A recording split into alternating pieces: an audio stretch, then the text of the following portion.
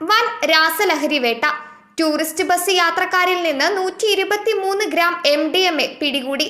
ചൊവ്വര വെളിയത്ത് മിഥുൻ എന്നയാളിൽ നിന്ന് 90 ഗ്രാം.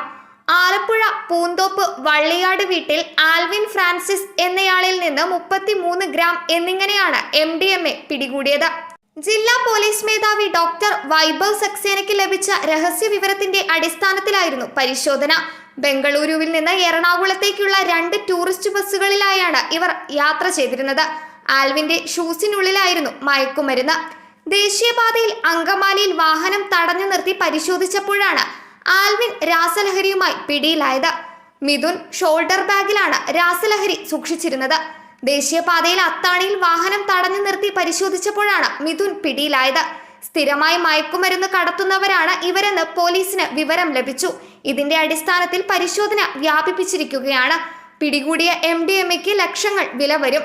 ജില്ലാ പോലീസ് മേധാവി ഡോക്ടർ വൈഭവ് സക്സേനയുടെ നേതൃത്വത്തിൽ ഡിവൈഎസ്പിമാരായ J ഉമേഷ് കുമാർ, TR രാജേഷ്, ഇൻസ്പെക്ടർമാരായ സാബു G മാസ്, A രമേശ് എന്നിവരാണ് അന്വേഷണ സംഘത്തിലുണ്ടായിരുന്നത്. News desk മലയാളാക്ഷരം.